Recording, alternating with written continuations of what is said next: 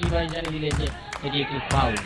কাজল first time যদি বলটা তিনি পাঁচ দিতেন তাহলে কিন্তু গোল করার মতো যে একটা পরিকল্পনা বা আক্রমণ রচনা করা সেটি সম্ভবপর হতো, কারণ তার সামনে আপনি লক্ষ্য করে থাকবেন যে 3-4 জন ডিফেন্ডার তাদেরকে কাটিয়ে এককভাবে গোল করা কিন্তু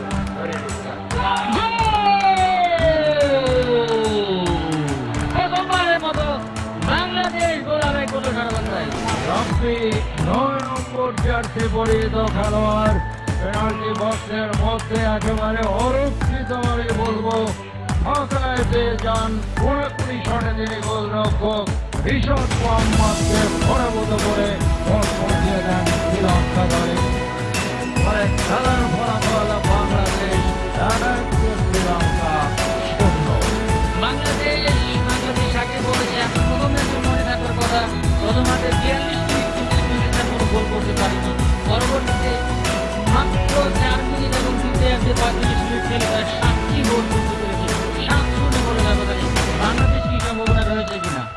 অবশ্যই কাজল সম্ভাবনা থাকা। কৃষ্ণনকে কর্নার কিক, বিপজ্জনক অবস্থান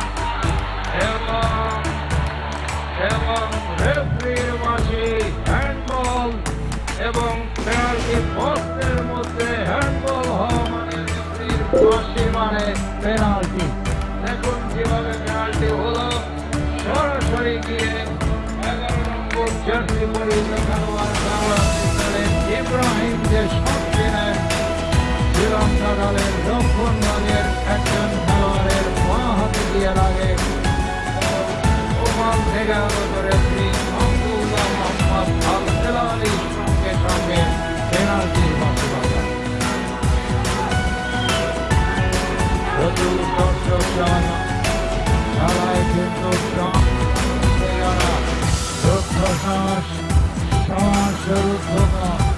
নাটকীয় ঘটনার জন্ম দিয়ে খেলা কিন্তু আস্তে আস্তে এগিয়ে চলেছে।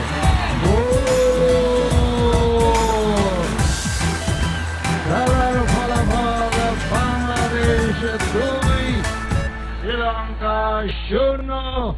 সাইফুল বারী টিটু বাংলাদেশ দলের প্রশিক্ষক। এই মুহূর্তে আমি বলবো যে একজন সৌভাগ্যবান মানুষ এবং আনন্দের একটা অভিব্যক্তি তার মধ্যে লক্ষ্য করলাম। দর্শক সমাগম যারা ফুটবলকে দারুণভাবে ভালোবাসেন, মনের প্রাণে লালন করেন, পালন করেন। দেখুন অ্যাকশন রিপ্লে কিভাবে পেনাল্টি থেকে গোল হলো সেটি আবারও দেখানো হলো। আবার দর্শকদের উড়ানের বিরুদ্ধে এবং সেই সময় বাংলাদেশের জয়লাভ করলে এবং খেলা শেষ, খেলার ফলাফল বাংলাদেশ